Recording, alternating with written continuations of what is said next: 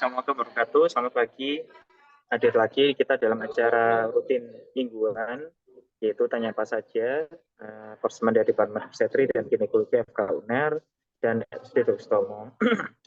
Dan pada minggu hari ini atau minggu kali ini kita akan kedatangan pertemakan yaitu rekomendasi dalam operasi sesar dan menghadirkan ahli-ahli dari divisi fertilitas, divisi sperma dari staf dari SD Dr. Sutomo dan Rumah Sakit Universitas Erlangga. Dan di tengah-tengah kita nanti yaitu guru kita semuanya, yaitu Dr. Aditya Warman, spesialis obstetrik konsultan fitomaternal, selaku moderator, dan juga kedua narasumber, yaitu yang pertama Dr. Hermanto Triyono, spesialis obstetrik konsultan fitomaternal, dan juga Dr. Erlawati, spesialis obstetrik konsultan fitomaternal. Sebelumnya, mohon maaf, mungkin Dr. Brahmana selaku Ketua Departemen saat ini masih berhalangan, jadi mungkin nanti kita bisa langsung fokus pada diskusi kita. Menurut saya sangat menarik topiknya, dan seperti biasa, bila mana ingin mengajukan pertanyaan, silakan bisa memanfaatkan fitur Q&A di Zoom ini atau melalui fitur chat, atau bisa bertanya secara langsung, diskusi secara langsung dengan memanfaatkan fitur raise hand. Nanti akan bisa berdiskusi dengan kedua narasumber. Tanpa banyak waktu, nantinya acara akan dipandu oleh moderator kepada Dr. Aditya Warman. Nanti mungkin akan ada paparan sekilas singkat dari mungkin masing-masing narasumber, baik Dr. Hermanto maupun Dr. Erlawati. Kepada Dr. Adit, kami persilakan. Monggo, Dok. Ya, terima kasih Dr. Seto. Assalamualaikum warahmatullahi wabarakatuh. Waalaikumsalam. Bertemu dalam Zoom TAS hari Rabu ini. Beberapa sejawat kita mungkin masih sibuk di Jogja karena adanya PIT, tetapi tidak menghalangi kita tetap menyelenggarakan sharing ilmu pengetahuan tentang di bidang obstetrik ginekologi. Kali ini kita akan membahas seksiu sesaria. Kita akan memulai dari Dr. Hermanto. Mungkin Dr. Hermanto ada sesuatu tip kecil gitu, kuliah pembuka kecil gitu ya. Kenapa muncul seksiu sesaria? Zaman dulu tiba-tiba ada seksiu sesaria untuk menyelamatkan ibu maupun janinnya. Monggo Dr. Hermanto. Oke, terima kasih Pak Adit. Dulu kita ini Dr. Erna, Dr. Seto. Assalamualaikum warahmatullahi wabarakatuh. Terima kasih atas kesempatan yang diberikan. Saya sedikit aja. Kalau saya sendiri teknik, saya cuma satu aja, yang lain tentang non teknis ya. Teknis panjenengan ini sudah ribuan kali seksiu, tidak perlu ya. Jadi lebih jago dari saya. Jadi saya ingin sisi lain, makanya ini judulnya ini. Izin share ya.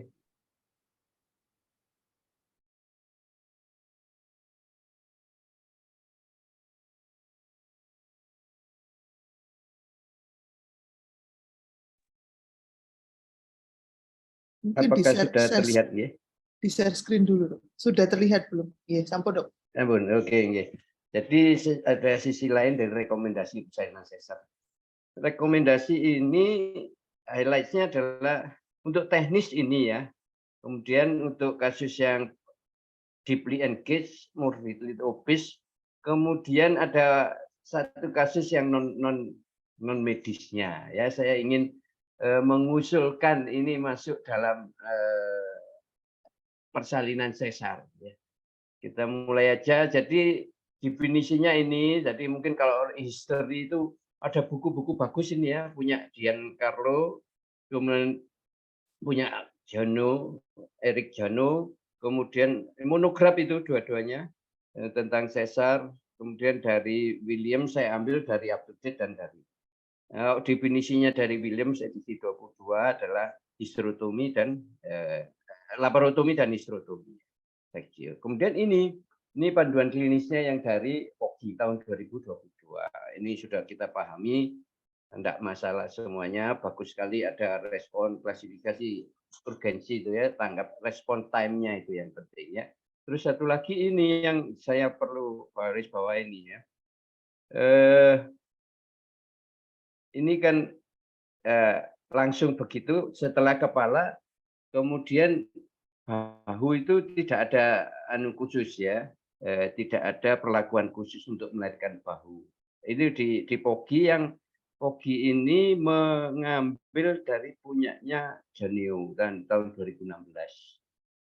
Ya, ini sama ya, ini aturan dari sana Oxford ini ya. Kemudian ini yang apa bukunya itu gambarnya ya.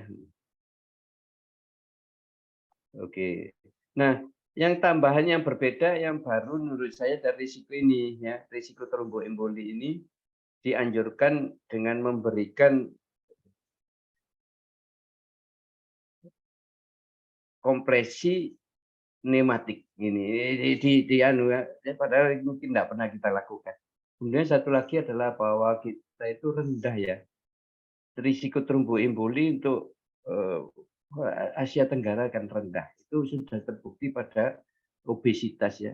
Obesitas kita di Sutomo ya terutama tidak pernah memakai perlakuan khusus ya. Cukup dengan early mobilization hasilnya bagus ya. Tidak perlu tambahan medisinalis. Kemudian, nah ini yang saya ingin menambahkan, mohon melahirkan bahu itu di sebagai tahap berbeda gitu. Seperti pada persalinan pervaginam itu. Ada melahirkan kepala dan melahirkan bahu. Ini di Moonrocker ya 2020 itu juga disebut secara khusus ya. Kalau ditarik itu bisa berbahaya malah ya, langsung ditarik. Nah, jadi melahirkan bahu berhenti dulu di kepala terus bahu ya. Kemudian Giancarlo juga berbeda ya. Jadi ada secara khusus melahirkan bahu itu ada langkah. Kita tidak pernah itu di panduan POGI juga tidak, karena memang bukunya Janio dengan Giancarlo dengan Giancarlo Moonrocker sama up to date juga. Up to date menyarankan melahirkan bahu itu ada tindakan tersendiri. Williams Obstetrics juga gitu ya. Jadi setelah ini harus ada prosedur untuk melahirkan bahu. Ini usul aja nanti dia ya. Bergela di up to date ya. Jadi ada kata-kata khusus juga, bukan kepala setelah kepala lahir bayi seluruh badan lahir dengan sendirinya. Itu usul saya begitu.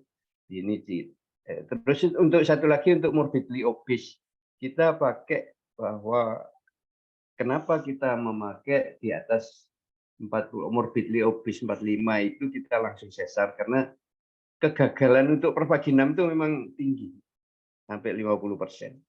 Ya. Bahkan pakai induksi pun kegagalannya naik ya. Pada obes tambah besar BMI-nya tambah nemen ya. Nah, kemudian ini yang menarik, kita punya pengalaman bagus mengenai penata laksanaan dari panikulus ya. Pada obes yang perifer bukan sentral itu di atasnya suprasimfisis tidak ada masalah. Tetapi pada obes yang sentral itu yang di atasnya simfisis yang juga tebal ya. Jadi perlu dibedakan itu. Nah, ini dianjurkan memakai retraktor. Kalau retraktor mahal ya, atau satu asisten megang. Kalau saya mengusulkan itu diikat, itu ada disiapkan tali yang nanti steril, tali tersebut nanti diikatkan ke anunya anestesi itu apa itu punyanya anestesi, sehingga kita tidak usah megangi, asisten juga karena memang jadi sempit ruangannya. Sama ya ini dengan ini satu lagi adalah yang deeply engaged, saya lupa. Deeply engaged itu pada kasus yang gagal vakum atau sudah dipawa, POPP dan sebagainya, itu akan ada 3 metode untuk melahirkan secara sesar, yaitu push dengan mendorong dari vagina atau dengan pull menarik secara jadi dilahirkan secara sungsang atau dikombinasi. Tapi yang RCT-nya yang ada itu bahwa menyatakan tidak ada yang kombinasi, hanya push dan pull.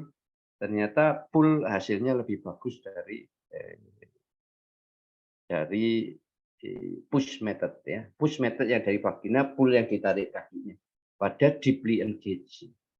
Kemudian saya mohon bantuan ini.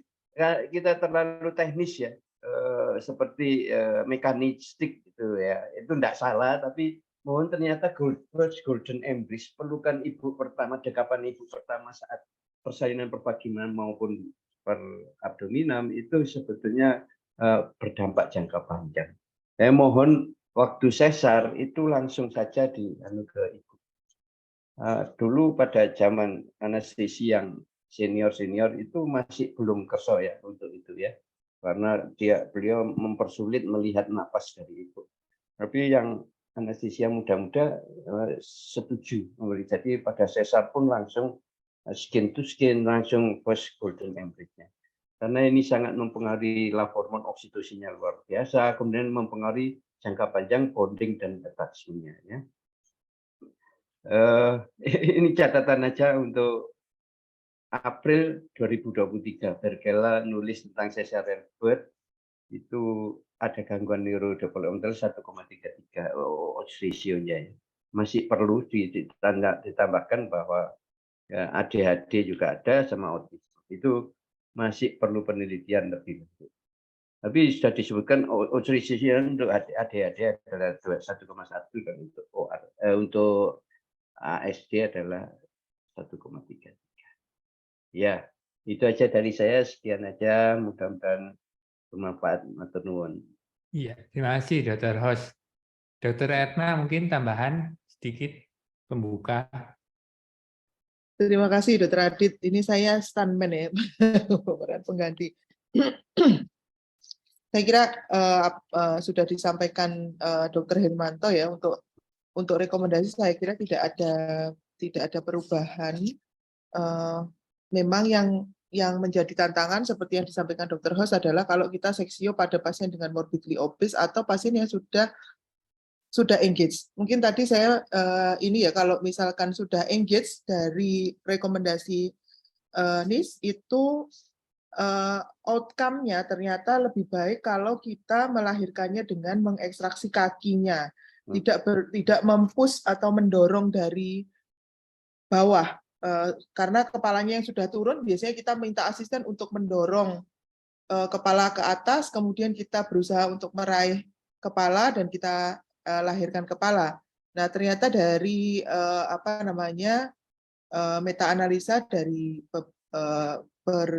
beberapa penelitian menyebutkan bahwa yang sebenarnya memang tidak ada metode yang paling tepat, tapi ternyata resiko terjadinya komplikasi pada bayi atau ibu lebih tinggi kalau dilakukan dorongan itu. Jadi lebih baik diusahakan mencari kaki dan dilahirkan dengan sungsang. Jadi di teknik yang terbalik itu risknya lebih rendah dibandingkan yang berusaha mendorong kepala dari bawah. Itu aja Dr. Radit. Tambahannya saya kira. Terima kasih. Kita melihat di Q&A masih kosong. Ya, rupanya masih sarapan nih. Masih serius di PIT kayaknya Dok. PIT ya Lana. Kalau demikian saya ingin menanyakan aja ke Dr. Hermanto atau Dr. Ernawati sebagai pembuka mewakili teman-teman. Oh, ada tambahan dari Dr. Rossi. Iya, itu monggo. Dok, mau dicedok dari Jogja, jadi siaran langsung dari Jogja nih. Mungkin Dok ya mungkin yang banyak kurang dibahas itu di beberapa literatur itu ada tips dan trik ya. Mungkin yang memang nggak termasuk rekomendasi biasanya. Mungkin yang perlu perlu diketahui orang-orang. Kadang banyak habis seminar itu banyak yang tanya, Dok, gimana supaya tidak perlengketan, bagaimana kalau seandainya supaya healing prosesnya bagus, itu yang banyak yang tanyakan. Makanya untuk teknik cesarean section, untuk rekomendasi tadi seperti yang dari Dr. Hermanto jelaskan memang. Cuma mungkin untuk healing prosesnya ya, untuk operasi itu juga berpengaruh, mulai apakah merawat perdarahan yang sedikit-sedikit itu juga harus dikontrol ternyata dok, karena kalau tidak akan meningkatkan resiko inflamasi dan meningkatkan resiko terjadinya adesi, itu yang pertama. Terus kedua, kalau terlalu banyak manipulasi juga akan meningkatkan resiko terjadinya adesi. Terus yang berikutnya juga salah satunya adalah infeksi. Jadi makanya itu pentingnya antibiotik profilaksis yang sesuai rekomendasi. Cuma kan sampai sekarang kan juga masih banyak, ada beberapa dokter yang masih menggunakan antibiotik profilaksis terus dilanjut terapeutik secara rutin untuk semua SC. Sehingga malah itu takutnya malah meningkatkan resiko antimikrobial resisten, sehingga mudah terjadi kolonisasi, malah healing prosesnya nanti terganggu, ya itu sih dok. Karena sekarang semakin banyak dysentery dok, semakin banyak beberapa kasus yang dapat rujukan ginekologi itu dalam kondisi abnormal uterine bleeding pasca cesarean section. Nah, mungkin semakin meningkat kan berarti kan ada sesuatu ini berarti akhir-akhir ini ya. Jadi seperti itu dok. Oke. Ya. Terima kasih dok. Terima kasih Dr. Rosi atas pembukaan. Tiga pembicara sudah memberikan introduction, pembukaan. Sekarang kita di Q&A. Ada pertanyaan. Tadi dikatakan bahwa ada push, ada pull. Nah, ini pertanyaannya, bagaimana risiko robekan uterus saat kita menarik kaki, mungkin pada yang impact kepalanya. Mungkin kita mulai dari Dr. Hermanto aja dulu. Silakan ya. Dr. Hermanto. Terima kasih.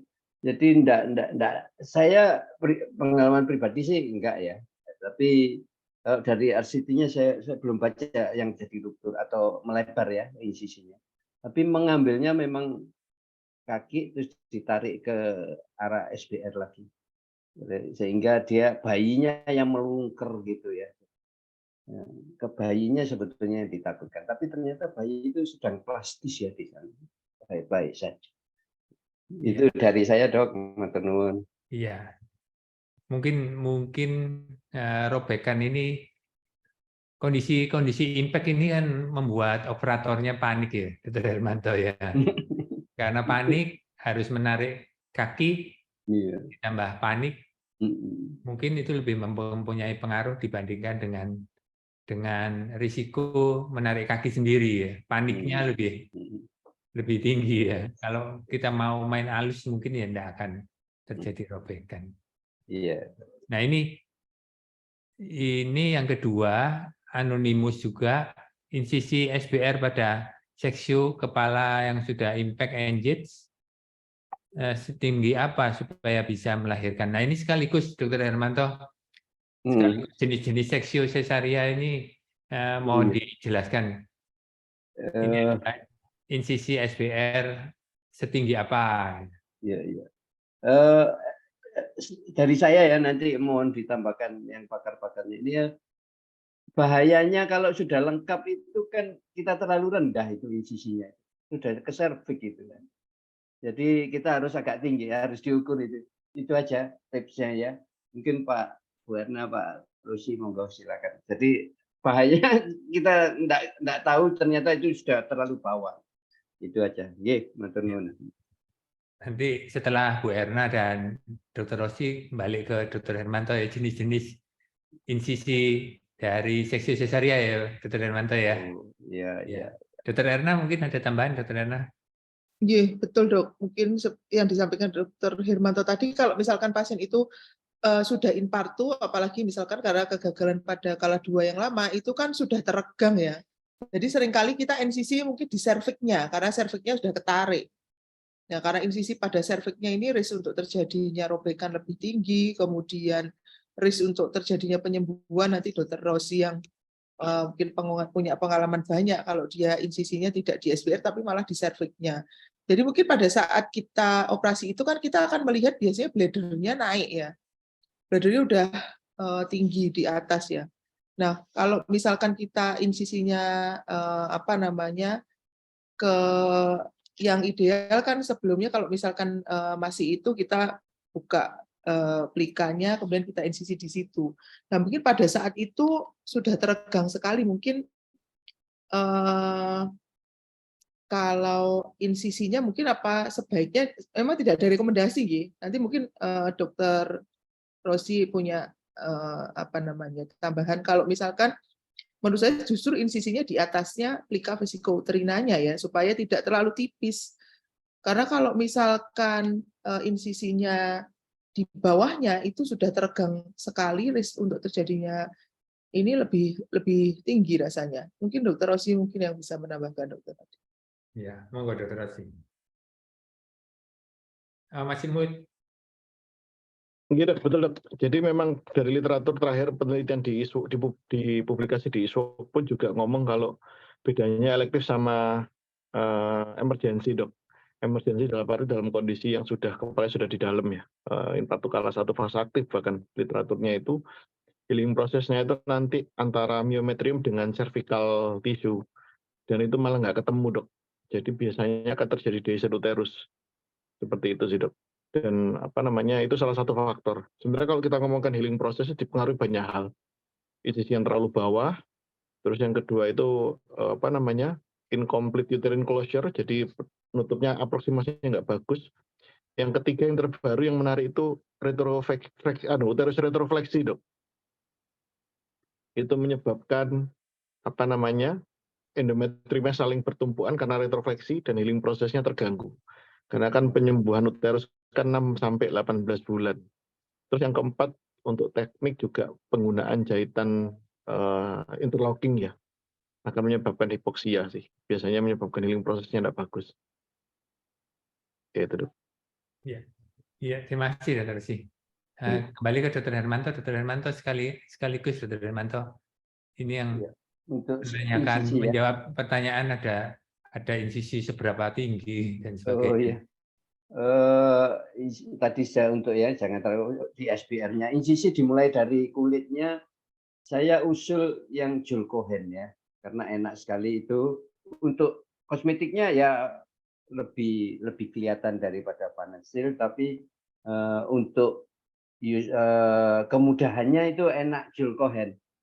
Ada yang menggabungkan jadi insisinya Vanesil tapi di dalam, jadi waktu menginsisi subcutaneous pad itu ke proksimal, sehingga nanti kita dapatkan fascia yang lebih loose saat membebaskan fascia dengan otot. Itu Dana. Kemudian fascia sama, kalau SBR itu ada yang saya baru dengar bahwa kita biasanya itu kalau di UNER kan melebarkan secara tumpul. Di beberapa center itu langsung dilakukan U. Ya. Ada kanan kiri langsung ke atas. Ternyata ada, saya belum baca sendiri, tapi saya dengar bahwa U itu kok juga tidak sebaik yang tumpul saja. Bahkan ada risiko sama dengan T. Saya belum pernah baca sendiri, saya akan cek itu ya. U, insisi U di SBR itu ternyata tidak sebagus yang dibayangkan dulu. Dan kita insisi U untuk mencegah extended ke lateral. Tapi ternyata akan saya cari, saya belum nemu, tapi dulu saya pikir terbagus ya U. Ya itu dari saya Pak Adit. Ya, ada jenis lain lada Pak. Miskep lada sama dengan Jules Cohen, dia di 2 cm di bawah garis abriter antara anterior super ischiaticus ya, garis penghubung sias kanan kiri 2 cm di bawah gitu langsung. Jadi agak tinggi memang, lalu lurus ke bawah. Itu enaknya waktu di dalam, waktu di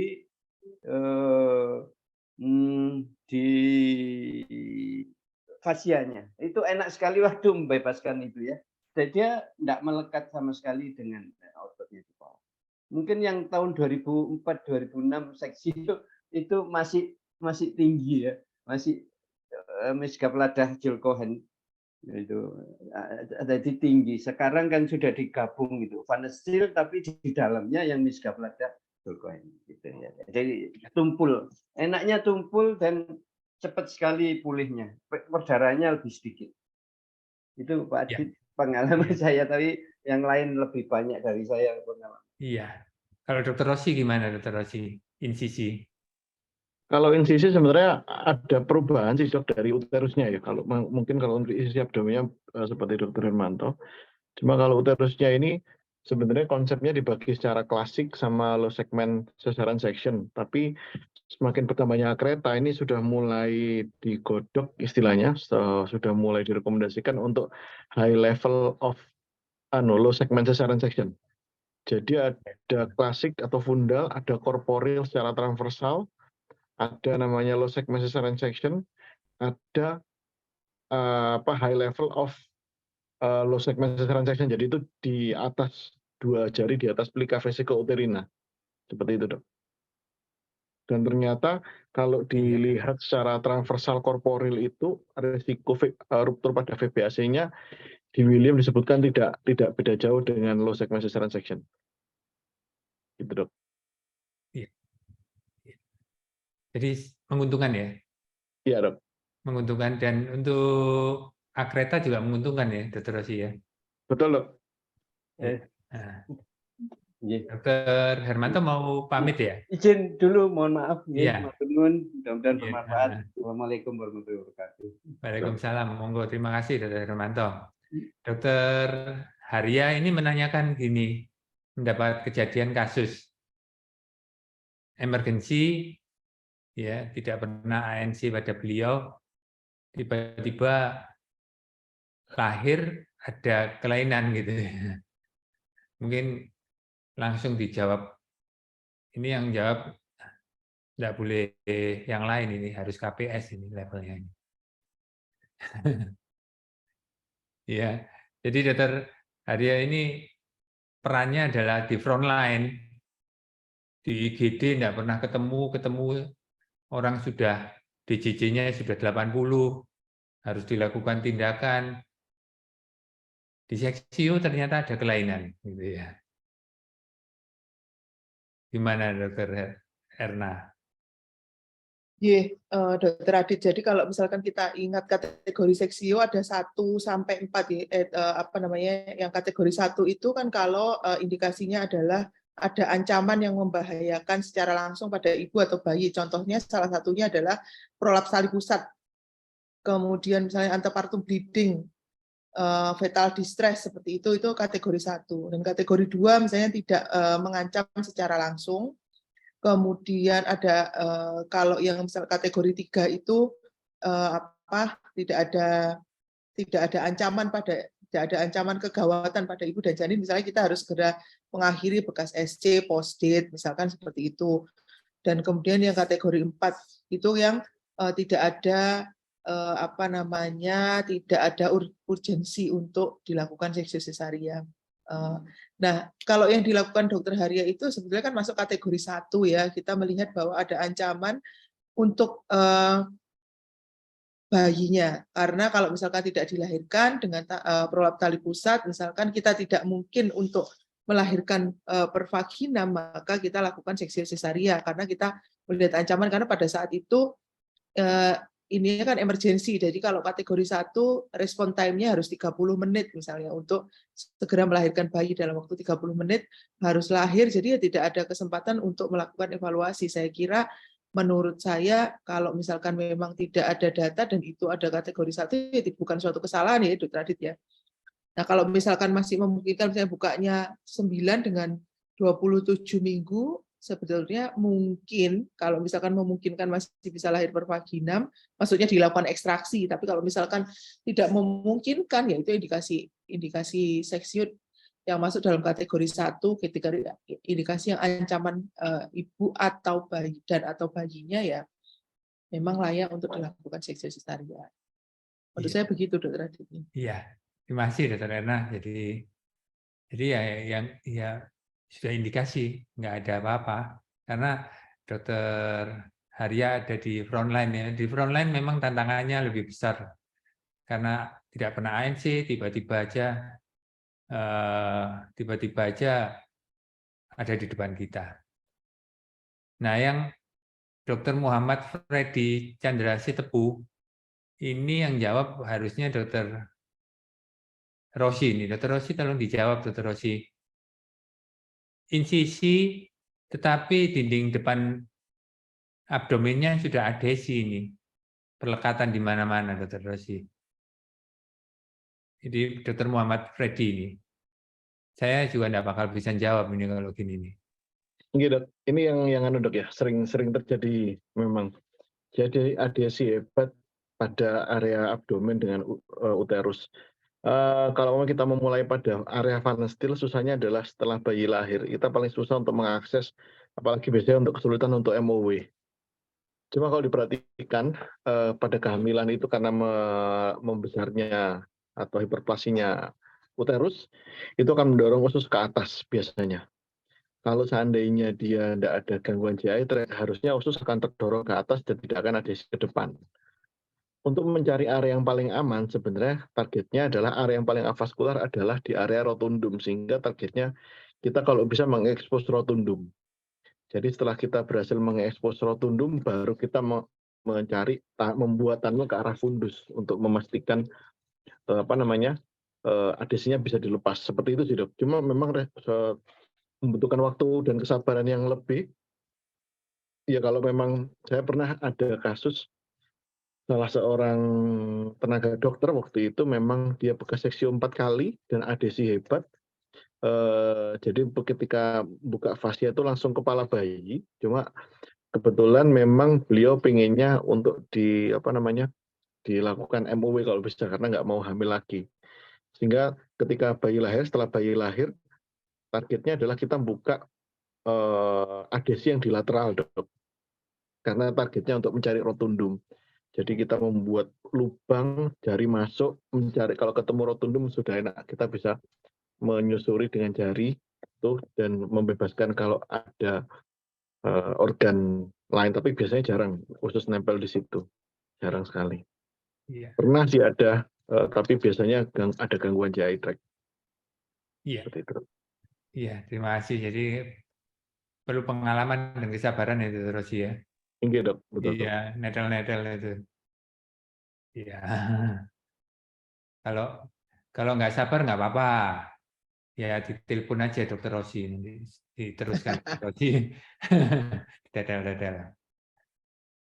Nah, yang ini.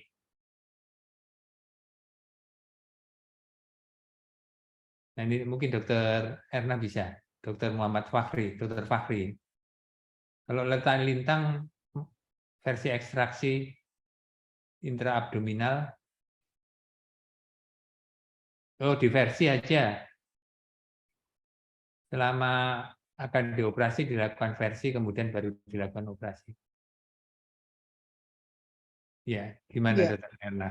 Ya, maksudnya Dokter Fahri, kalau letak lintang dorso inferior lebih baik diputer, dijadikan letak kepala, atau ada literatur lain yang menyatakan operatornya itu berada di dekat posisi kepalanya sehingga lebih mudah untuk mengambil kaki. Nah, itu memang mungkin ini ya beberapa itu tidak ada preferensi bahwa ini yang lebih baik begitu, dan mungkin berdasarkan pengalaman ya Dokter Adit ya, mungkin Dokter Adit punya pengalaman lain, Dokter Fahri punya pengalaman lain. Memang dari literatur dikatakan seperti tadi, kalau misalkan letak kepala yang engage itu apakah harus ditarik kepalanya, didorong atau dijadikan diekstraksi kaki, memang tidak ada, tapi kalau dari literatur dikatakan itu lebih rendah. Nah, kalau letak lintang dorso inferior, kadang kan kita susah untuk nyari nyari kakinya. Nah, mungkin pada saat pada saat kita melahirkan, kita setelah buka insisi uterusnya, kemudian kita dorong, kita jadikan letak kepala sehingga kita kita ekstraksi kepala. Nah, ini pengalaman pribadi ya, Dok. Memang tidak ada ini, Dokter Fahri, tidak ada, maksudnya guideline yang ini harus, ini enggak ada itunya ya. Mungkin berdasarkan preferensi dan pengalaman. Jadi menurut, kadang-kadang memang pada letak lintang kita tak jadikan letak kepala aja, lebih gampang. Nah, kalau dorso inferior seperti yang literatur yang satunya, operator berada di sisi kepala supaya lebih mudah menggapai kaki, bisa juga dilakukan. Jadi supaya maksudnya untuk kalau kita di posisi kepala kan di seberang kita kakinya sehingga kita lebih mudah. Tapi kalau kita di sisi bokongnya kan akan balik gitu. Ya itu mungkin pengalaman dari masing-masing ya. Tapi saya kalau misalkan preferensi itu saya prefer yang ini mungkin lebih mudah kalau dijadikan letak kepala. Kemudian kita melahirkan bayi dengan meluksur kepalanya di versi ekstraksi itu. Di versi jadi letak kepala, kemudian kita melahirkan dengan meluksur kepala. Memang tidak ada yang lebih baik yang ini. Mungkin berdasarkan preferensi pengalaman pribadi masing-masing, kedua cara itu menurut saya bisa dilakukan. Begitu, Dr. Adi. Ya, masih Dr. Erna. Saya kira tidak terlalu jauh dengan kita. Yang penting nggak panik ya. Nggak panik, bisa menemukan pergelangan kaki, gitu ya. Semua pernah punya pengalaman pribadi. Saya juga pernah punya pengalaman pribadi di mana saya berusaha mencari pergelangan kaki, gagal. Yang keluar pergelangan tangan. Entah kenapa sampai 2-3 kali, akhirnya yang mencari kakinya itu asisten susternya. Ya, sekali aja dia ketemu udah. Begitu pergelangan kakinya ketemu ya kita sebetulnya sudah lahir ya. Tinggal diversi sedikit gitu ya. Apapun posisi bayinya, dorsal inferior atau apa, kita sudah mempunyai tuntunan lah. Tuntunan ya. Jadi menurut saya panik ya biasanya ya. Kalau ketemu tangan itu mesti panik. Loh, jari-jarinya panjang-panjang ya wis. Ya. Tambah panik gitu ya. Mungkin kita harus tenang gitu. Yang selanjutnya ini Dr. Rossi nih, Dr. Rossi.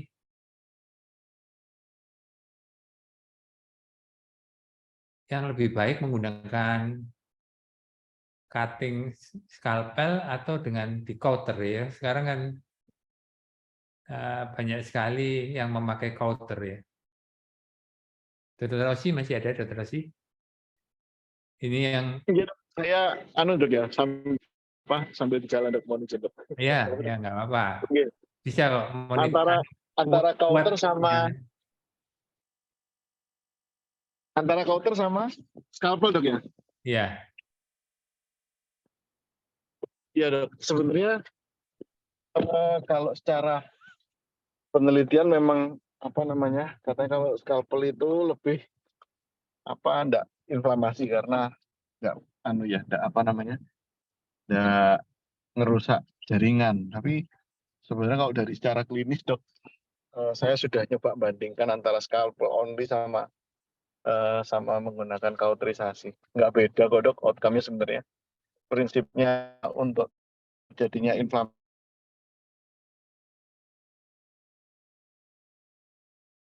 Nggak seberapa ngaruh Dok. Ya, nggak berpengaruh dalam penyembuhan atau dalam jumlah bleeding, Dr. Rossi? Untuk jumlah bleedingnya juga nggak seberapa ngaruh Dok. Jadi mending pakai ya, scalpel aja ya. Iya, sama aja. Ya, selisihnya cuma berapa sisi. Yang penting sebenarnya bukan kalau mau scalpel ada perdarahan, kalau di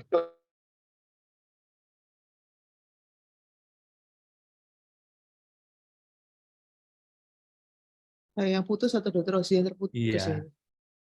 Gimana Dr. Erna? Sebetulnya segmen bawah rahim itu diinsisi dengan scalpel atau dengan scalpel. Walaupun mau pakai scalpel ataupun kauter ya sama-sama aman aja Dok. Iya. SBR-nya pakai kauter atau pakai scalpel, Dr. Rossi tadi pertanyaan Dr. Rossi? Nah, kalau sama Dok. Jadi SBR itu kita biasanya pakai scalpel kan Dok? Iya, cuma ternyata di beberapa negara luar itu pakai kauter Dok. Di Belanda pakai kauter ya, ada yang pakai kauter, ada yang pakai scalpel, nggak beda jauh juga Dok. Nah, mungkin yang ditanyakan gini, Dr. Rossi, kita biasanya membuka SBR itu kan enggak 10 cm dengan skalpelnya, paling 2 cm gitu ya, Dr. Rossi ya, benar ya? Iya. Kemudian diperlebar secara tumpul gitu ya? Iya Dok. Iya. Iya. Sebetulnya melebarkan secara tumpul inilah yang membedakan perdarahan itu. Kalau kita secara tumpul itu nyawuk ujungnya plasenta ya bleeding gitu, Ya atau bleeding ada juga, atau varises. arteri juga sama bleeding gitu, sama aja dok. Iya. Dengan skalpel atau dengan cutter. Tapi kalau ujung tangan kita nyawuk ya kena sudah. Iya. Iya. Gitu. Kalau melebarkan itu dengan tajam skalpel, Dr. Rossi pernah lihat waktu di Belanda? Atau Pernah mereka dok, juga pernah sama dengan kita?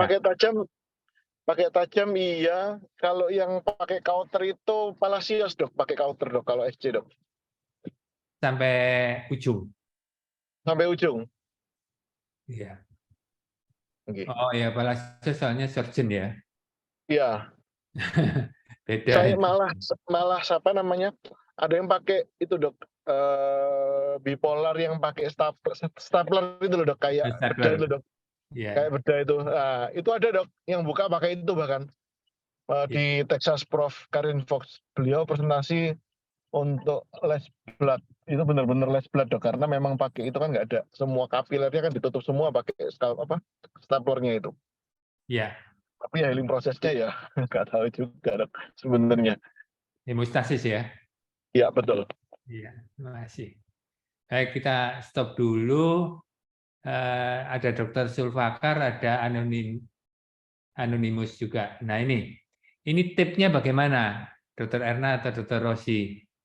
SBR ini kalau bolak-balik di seksio menjadi lama-lama menjadi tipis. Nah ini inginnya penanya ini bagaimana tetap tebel gitu ya. Jangan seksio lagi gitu ya. Enak.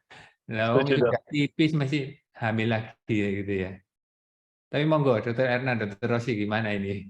Mungkin Rossi dulu, monggo. Iya dok ya, yang pertama aproksimasi sih dok ya, aproksimasi.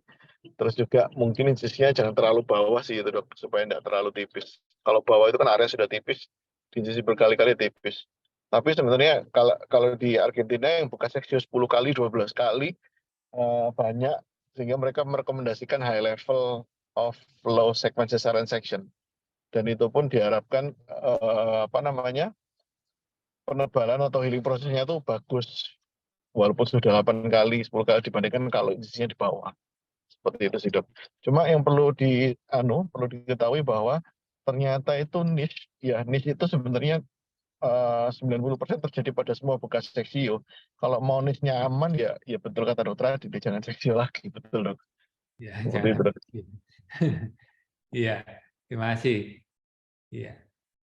Mungkin Dr. Erna gimana, Dr. Erna? Iya, sepakat dok. Mungkin insisi yang awal itu jangan terlalu rendah ya. Kalau terlalu rendah jadinya tipis. Apalagi misalkan pada operasinya emergensi tadi, pada kala 2 yang sudah teregang. Jadi, nah berikutnya akan semakin tipis lagi. Memang kita beberapa kali mendapatkan seperti itu ya. Mungkin yang ideal mungkin insisinya mungkin sudah tidak ada jaringan miometriumnya dok, sehingga pas dijahit kemudian penyembuhan ya sebetulnya bukan jaringan miometrium, itu jaringannya serviks sepertinya, sehingga tipis sekali ya, berarti tidak seksio lagi. Jadi berarti insisi yang awal pada saat itu kita usahakan ya di miometrium, di SBR, bukan di serviknya, sehingga kita mungkin kalau apalagi yang kala 2 atau sudah infark itu agak tinggi di atasnya plika dapatnya, supaya dapat yang tinggi masih ada miometriumnya. Iya, terima kasih. Kita ke Dr. Sulfakar ya. Dr. Sulfakar, silakan Dr. Sulfakar. Ya, terima kasih dokter. Ya, makasih dokter. Ya, ini masuk dokter ya? Kedengaran ya? Ya, masuk. Ya, kedengaran. Ya, terima kasih kesempatannya dokter. Ini saya mau tanya, mungkin ada update ilmu mengenai seksio cesaria, terutama sekarang kan kita lihat bahwa teman-teman sejawat kita ini kan hampir semuanya yang pertama itu kalau menjahit 1 lapis, apakah bagaimana? Apakah sudah memang bergeser ke situ 1 lapis, dan kira-kira efeknya seperti apa dokter? Kita lihat kan ada kejadian plasenta akreta ini kan sudah sangat tinggi sekali ya. Nah, terus yang kedua, kira-kira benangnya ini bagaimana dokter ya? Benangnya itu apakah masih banyak juga rumah sakit yang menggunakan benang yang kat biasa atau pakai yang polietilen itu yang kayak misalnya monosin dan teman-temannya. Apakah ada perbedaannya kira-kira dokter dengan kejadian-kejadian plasenta akrata ini? Yang ketiga tadi mengenai yang saya tergelitik mengenai insisi SBR itu jangan terlalu rendah ya. Kira-kira kita insisi di mana ya? Apakah pas di pelika atau di atasnya pelika sedikit atau bagaimana?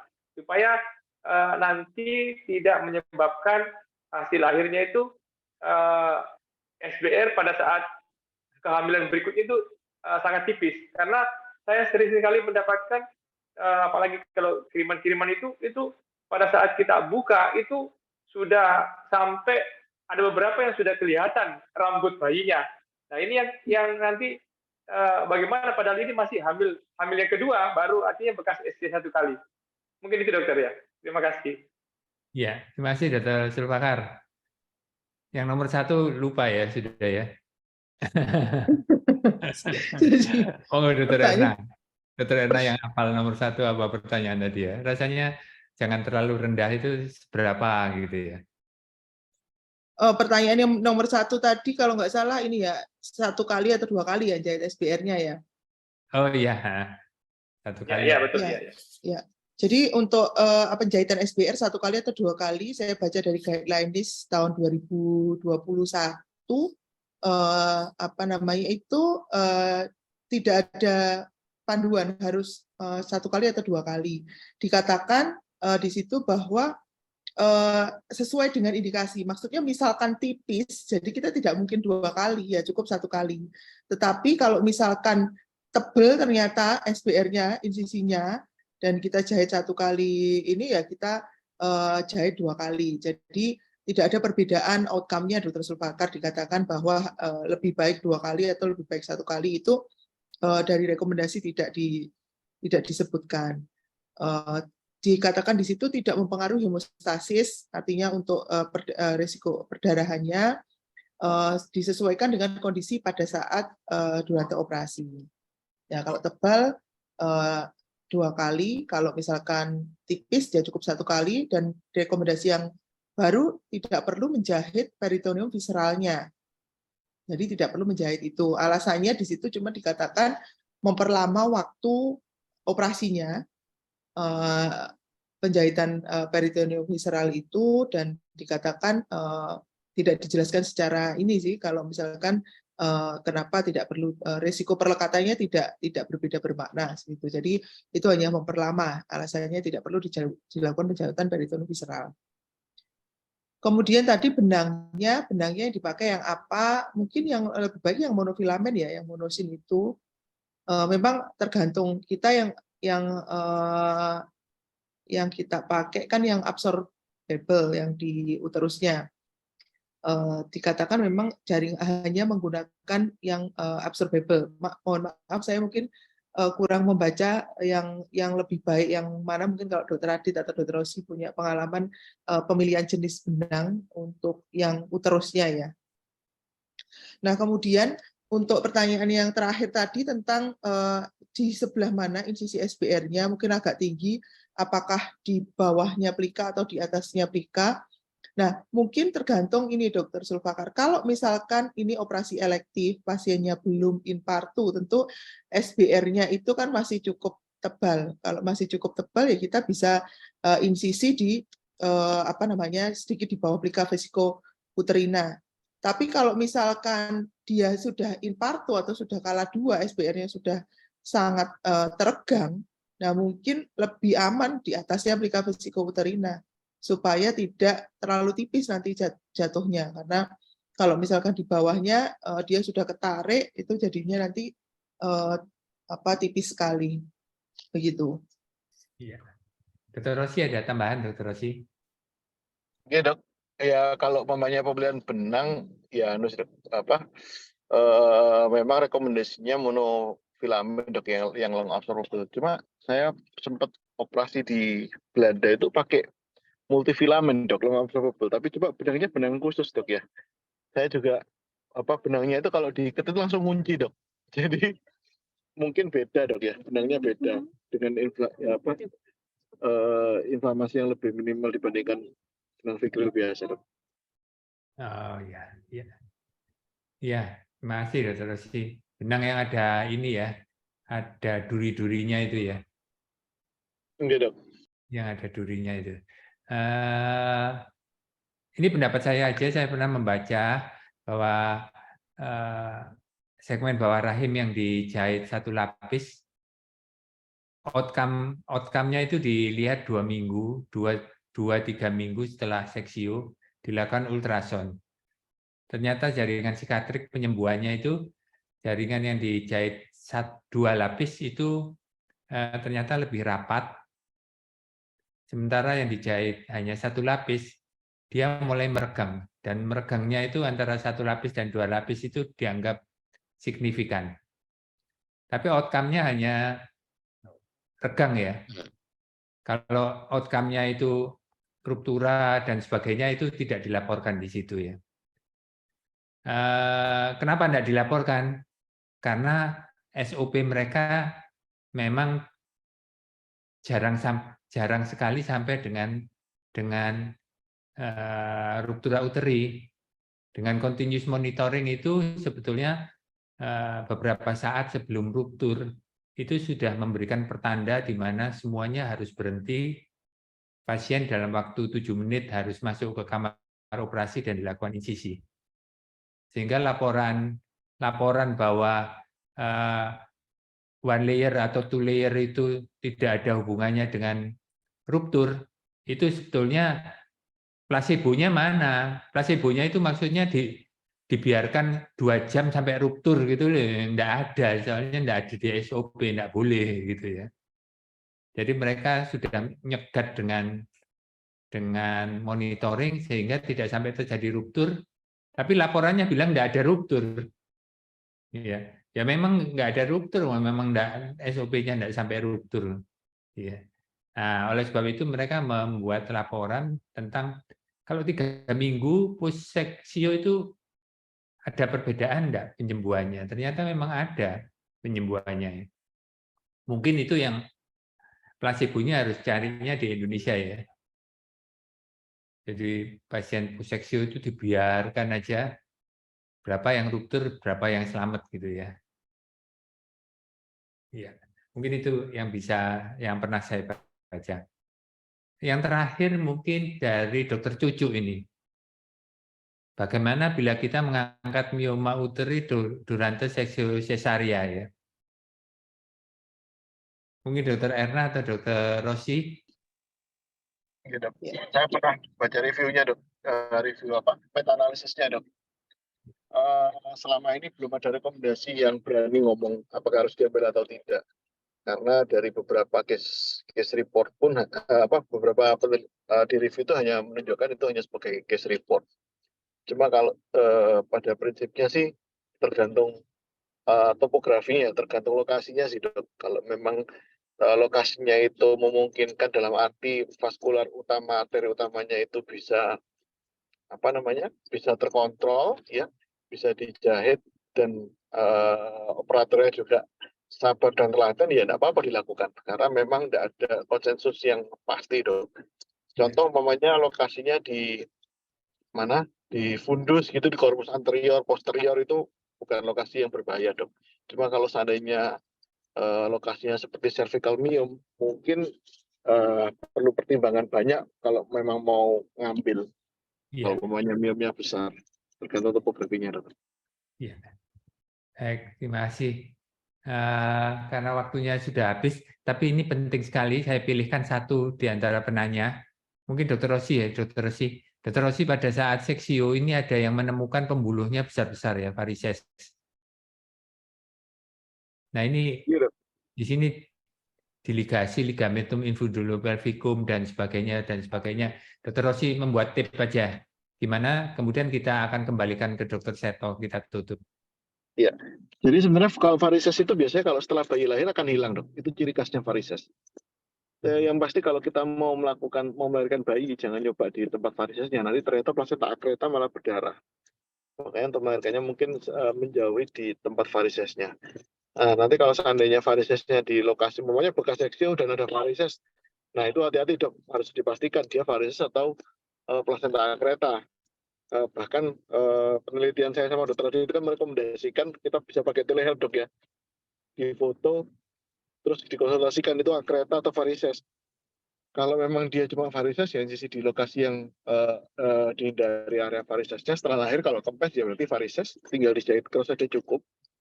Tapi kalau seandainya ternyata dilahirkan bayi masih ada vaskularnya besar ya itu plasenta akreta jangan-jangan, karena tipenya arteri nggak hilang setelah bayi lahir. Gitu. Ya, masih Dr. Resi. Masih banyak pertanyaannya, tapi Dr. Seto sudah memberi memberi tanda-tanda ini bahwa kita sudah jam 11. Dr. Seto, saya kembalikan Dr. Seto. Terima kasih. Dr. Seto. Oke, terima kasih dok. Jadi, insya Allah semua pertanyaan juga sudah terjawab. Jadi mungkin ada beberapa mungkin yang memang sudah seperti kita di awal. Jadi topiknya menarik sekali sehingga itulah mungkin pertimbangan tetap kita laksanakan untuk Nia dan Amila yang hadir 200 lebih. Jadi mungkin nanti ada beberapa pertanyaan nanti akan disimpan dan kita bisa pesatukan jadi bisa topik tersendiri nanti dari divisi ketematernal. Sekali lagi terima kasih. Mohon maaf atas kekurangan. Kita akhiri tanya apa saja minggu ini. Wassalamualaikum warahmatullahi wabarakatuh. Dr. Adi, Dr. Erna, Dr. Rosi, Dr. Terima kasih, Dr. Erna. Dok.